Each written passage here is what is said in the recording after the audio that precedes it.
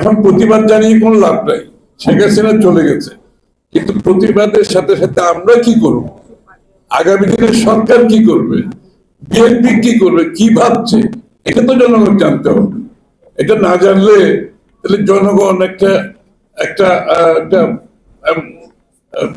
অস্পষ্ট জায়গায় থেকে যায়।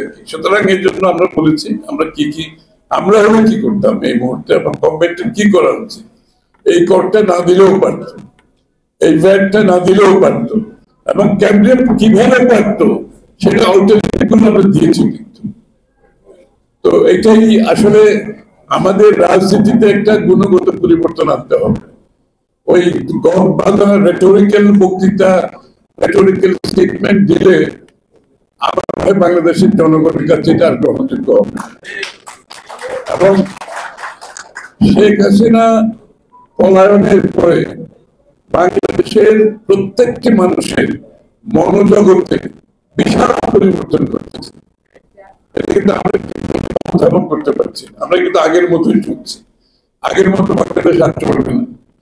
যে মনোজগতে যে পরিবর্তন এসছে, যে প্রত্যাশা জেগেছে, যে আকাঙ্ক্ষা জেগেছে, যে নতুন বাংলাদেশ মানুষ দেখতে চাচ্ছে, সেটা আমাদেরকে ধারণ করতে হবে, রাজনীতিবিদ হিসেবে ধারণ করতে হবে, দল হিসেবে ধারণ করতে হবে। আমাদের সাথে আপনারা যারা কাজ করছেন, দলের সাথে বিএনপি, বাংলাদেশ জাতীয়তাবাদী দলের চিন্তা ভাবনা, চেতনা, দর্শনে আমরা যারা বিশ্বাস করি, আমাদেরকে ধারণ করতে হবে। আমরা যে ধারণ করছি এটা যথেষ্ট না, আমরা যে ধারণ করছি এই মেসেজটা আবার জনগণকে দিতে হবে। এটা ধারণ করছি, আপনাদের বলতে চাই, বিএনপি এটা ধারণ করেছে, বিএনপি নেতৃত্ব ধারণ করেছে, বিএনপি দল হিসেবে ধারণ করেছে। সুতরাং আমার মনে হয় এই নতুন বাংলাদেশের নতুন আকাঙ্ক্ষা, নতুন চিন্তা, এটা সকলে গড়ব। প্রত্যেকটা বিষয়ের উপর আমাদের একটা অবস্থান থাকতে হবে, প্রত্যেকটা বিষয়ের উপর একটা অবস্থান থাকতে হবে। আমাদের একটু আগে আমরা প্রস্তুতি নিয়েছি, আমরা আগামী দিনের বাংলাদেশের অর্থনৈতিক পরিবর্তন কিভাবে আনবো, এখান থেকে বের করে বাংলাদেশের অর্থনৈতিকভাবে স্টেবল কিভাবে করবো, যাতে সরকারের কাজ করতে হয়, যাতে এটা প্রস্তুতির জন্য 6 মাস আগে করতে না থাকে,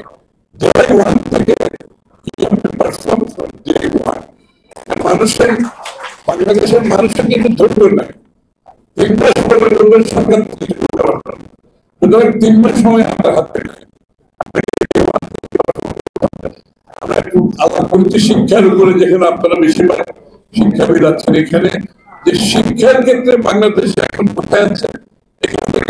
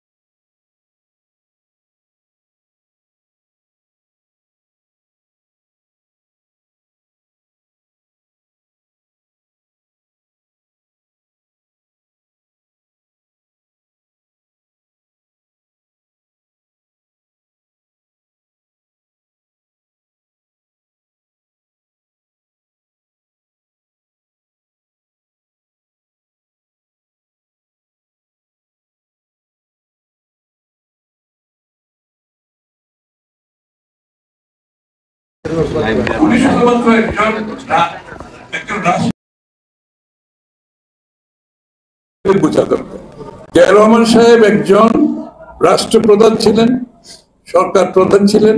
জিয়া রহমান সাহেব একজন রাজনীতিবিদ ছিলেন। জিয়া রহমান সাহেব একজন আর্মি জেনারেল ছিলেন, মিলিটারি জেনারেল ছিলেন, যিনি সম্মুখ যুদ্ধ করে দেশের স্বাধীনতা ঘোষণা করেছেন এবং স্বাধীনতা যুদ্ধের সম্মুখভাবে যুদ্ধ করেছেন, জিয়া রহমান সাহেব একজন সংস্কারক ছিলেন। আপনি যদি চিন্তা করেন এই সময়ের মধ্যে উনি কত রিফর্ম করেছেন। He was a reformer, he was a statesman. আপনি এই গুণাবলী বিশ্বের খুব কম দেশের কম নেতাদের আছে। ফ্রিডম ফাইটার, মুক্তিযুদ্ধের ঘোষণা, রিফর্মার, স্টেটসম্যান, আপনি এই মানুষটা বলতেছেন বিশ্বের। আমি জর্জ ওয়াশিংটন একটা দেখি যে জর্জ ওয়াশিংটন উনিও মুক্তিযুদ্ধ করেছেন, আমেরিকাকে স্বাধীন করেছেন, আমেরিকাতে সংস্কার করেছেন। আজকের আমেরিকার অন্যতম একটা ফাউন্ডার যে চিন্তাবিদ সেটা হচ্ছে জর্জ ওয়াশিংটন। জিয়া রহমান সাহেব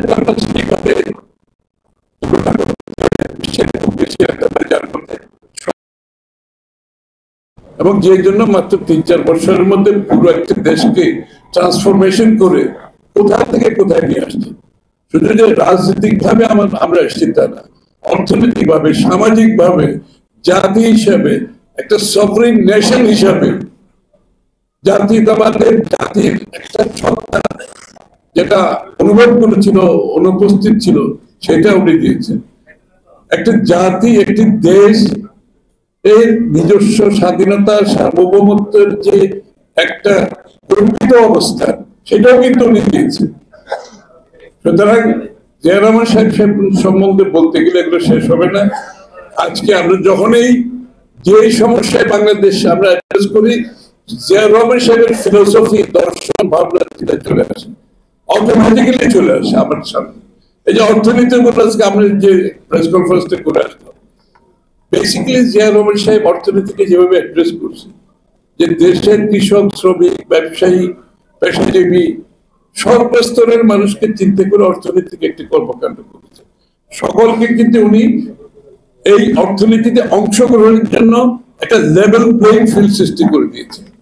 এর আগে অর্থনীতি ছিল আওয়ামী গোষ্ঠীর একটা অর্থনীতি, ওরা দেশ অর্থনীতি পরিচালিত করত, তাদের সুবিধা মতো পলিসি হতো, তারা অর্থনীতি নিয়ন্ত্রণ করত সরকার। কিন্তু জিয়া রহমান সাহেব কি করেছেন, উনি বলছেন অর্থনীতি হতে লেভেল প্লেইং ফিল্ড থাকবে, বাংলাদেশের প্রত্যেকটি নাগরিক সমানভাবে যাতে অংশগ্রহণ করতে পারবে, সেরকম একটা লেভেল প্লেইং ফিল্ড থাকতে হবে। এবং যার যেটা সক্ষমতা আছে, সৃজনশীলতা আছে, দক্ষতা আছে, সেটার উপরে ভিত্তি করে প্রত্যেকটা মানুষের সমান অধিকার যাতে থাকে অর্থনীতিতে অংশগ্রহণের জন্য, যেটা মুক্তবাজার অর্থনীতি, সরকার চালিত অর্থনীতি থেকে মুক্তবাজার অর্থনীতি। রাজনীতিতে অনেক গিয়েছে, সবাই জানে না। রাজনীতিতে আওয়ামী লীগ অনেক পরিবর্তন করছে, শেখ হাসিনাকে দেশে ফিরার আত্মসুযোগ করছে শুধুমাত্র মুক্ত চিন্তার জন্য, সকলের অংশগ্রহণের জন্য। কাউকে বাদ দিয়ে প্রতিহিংসা প্রতিশোধের রাজনীতি করে কোন জাতি কিন্তু